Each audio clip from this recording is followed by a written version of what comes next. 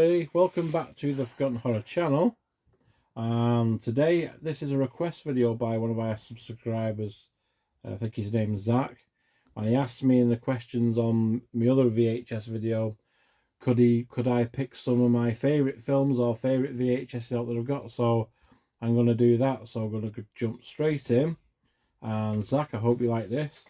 So one of my favourites of all time, I don't think I've shown this too many times, is the original Texas Chainsaw Massacre. You don't think? I don't think. I've not shown this. I've got the other version, the other cover. His eyes? Yeah, it's an alternate cover. Oh, okay. So this was, I think this was the second release. God, what were we going?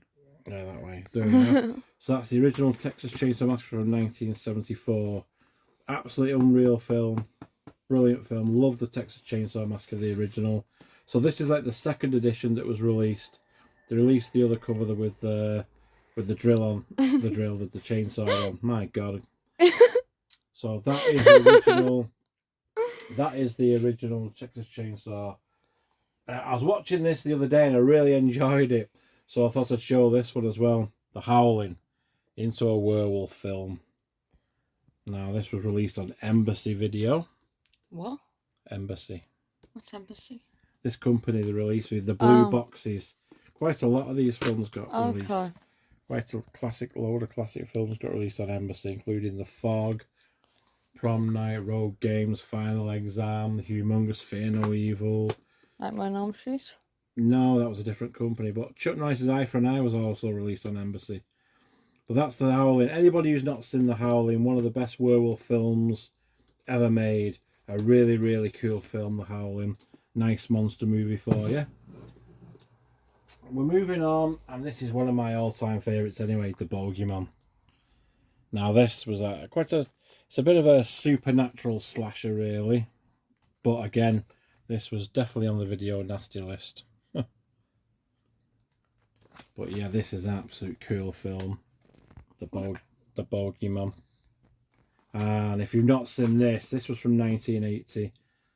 And what it was is two little kids have an alcoholic mother who's having a lover. I don't know where the dad is, but she's having fun with a lover, and the lover ties up the kids, and then the little sister frees the little boy, and he ends up stabbing him, and that's where the bogeyman comes from, because he's in the mirror.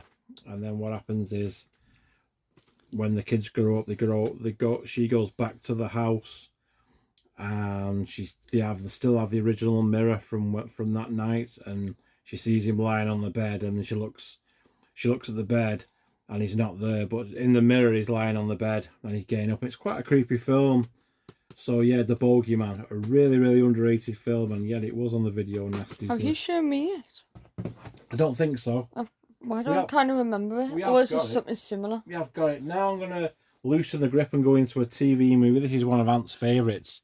The Dark Knight of the Scarecrow. It looks like My Bloody Valentine. Similar with I know what you mean. That's why. But this was a TV movie back in the early 80s, and it's on Prime, and I think it's on YouTube for free. Is it? Yeah. Is it good? Yeah, it's an absolute cool film. Okay. The Dark Knight of the Scarecrow, and sorry, the light. Oh, sorry. Sorry. Well, he's got a mentally challenged man. He's stunted. He's got disabilities. He's a child in a man's body. So I get along with him. Yeah, and he has a friendship with a little girl. Oh. Now what happens is, the town are already against him anyway because he's got disabilities, which is quite sickening today. Charles Durning plays the postman, who's the head henchman for bullying him and that. So what happens is, on the way home, they've been in the field making daisy chains, because like I said, he's like a child really, and this little girl's his best friend. So as they're walking home, this dog is a very mean dog, gets out of the yard and starts attacking them. Attacks the little girl anyway. The townspeople blame him for it, but really he saves the little girl. Anyway, they have a witch hunt, and they chase him down, and he hides as a scarecrow, and they know is the Scarecrow, and they kill him in cold blood anyway. Supernatural film. All of a sudden, the people that murdered him start getting bumped off one by one by a supernatural force. Really, really cool film. Dark Knight of the Scarecrow. But also depressing kind of. No, it's a good film, babe. It's a really good film. 1 hour and 13 minutes. That's yeah. Good God. It's a really, really cool film.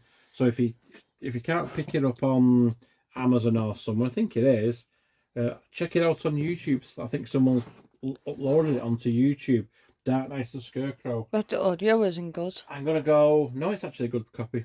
Oh, okay, fair enough then. Next, I'm going to show another rare one that I really liked. The Pit, the classic 1980 haircut. That was my haircut. He's not lying. Whether you're a boy or a girl in the 1980s, you had that haircut. So this one is about a little kid who's a bit strange, has no friends, but he's got a teddy bear as his friend.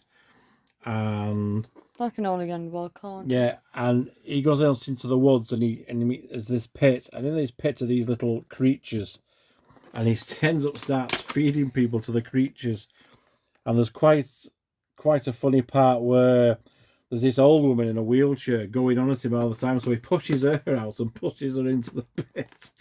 quite hilarious. But this, honestly, this is a really, really cool film, The Pit. It's one that I've never. It wasn't on the video nasty list, but sure? like I said, no, it wasn't. But it was. I'm surprised it wasn't actually because of the concept of it. But it really was. Can I watch it? Sounds funny now. Yeah. It really is a really cool film. That sounds fun. He's a bit of a creepy kid. He's got a crush on his babysitter. What kid doesn't? Well, exactly. Yeah. But like she ends up bathing him at one point, which is, you think to yourself, wasn't like very early 80s, so it was like close to the bone what you could get away with. But yeah, The Pit. He was about 12 or 13, probably a bit younger, I don't know. But yeah, The Pit. If you've never seen that one, that's another good one. Maybe watch it. Moving on to one of the best supernatural horror films of all time. Of course, the Amityville Horror. Haven't you shown this? Oh, you have. Well, you've seen this. No, I mean, have you shown it on YouTube? I can't remember. Martellus. It's on my Instagram. Yeah, there we go then. So this is an absolute James Brolin, absolutely cool. Oh my god, the light does not take well to this. I know. It's got a gold really sticker. Sorry, I can't. It's got a gold sticker. So the video shop would put their own label on You might as have well. to read what it says on the gold sticker. Because the light can't. They do other bits on it. It's Guild Home Video. So yeah, if anybody's not seen the Amityville Horror, of course I've brought the box. So anybody who's not seen the Amityville Horror, of course I broke the box. Highly recommended. So that's another one. Oh, it's funny. Right, let's go to another favourite of mine, Madman. Oh no. Madman Mars. We've got a subscriber called Madman on our channel, and he's got a brother who's got autism like you, babe. So I know you've told me. I always say hello to Madman. He always comments on the video. So bless him. It's called Madman. This one wasn't on the Video Nasties Act. However, nearly. It got taken off the shelves completely because it got caught up in them. But this is a cool film. It sort of jumps on the bandwagon of Friday the 13th, The Burning, at a campsite, and that is it's a really cool film. They tell a ghost story around a campfire, like Friday the 13th part 1. That's what I'm saying. So it's very similar. And then they're saying, "Oh, but don't say his name out loud. If you say his name, he'll hear you." The thing is, his house is just across the woods. It's just literally across the woods. And then when you look, he's in a tree waiting for him at the beginning. All you see is a silhouette of this big, huge man. I believe it's Paul Elfers plays the madman. And he's in a tree listening to the ghost story. And of course, typical slasher. How is he in a tree? But this one has got... Oh God, no, not again with the light. The preset VHS video shop stickers on. There you go. And of course, this one though has got an actress called Alexis Durbin. Now, I was like, Alexis Durbin, but when you look at her, it's Galen Ross from Dawn of the Dead. For some unknown reason, she changed the name to this after Dawn of the Dead for Alexis Durbin. And I was like, okay, so that's Galen Ross, but Alexis Durbin. So if you Google Alexis Durbin, you'll come up with Galen Ross. Honestly, I don't know why people did this in the early 80s. Ending out, and here we go, another one. This is going to be the most off its head zombie film I've ever seen. Zombies creeping flesh. Now, it starts off in a nuclear factory at the beginning, and this rat gets into a guy's suit and eats all his insides out. Now, this one was absolutely off its head. Music by Goblin as well, because they were cashing in on the Dawn of the Dead sort of thing. You have like a special group trying to protect people, and obviously the zombie outbreak, because it being Italian, the zombie outbreak just takes over.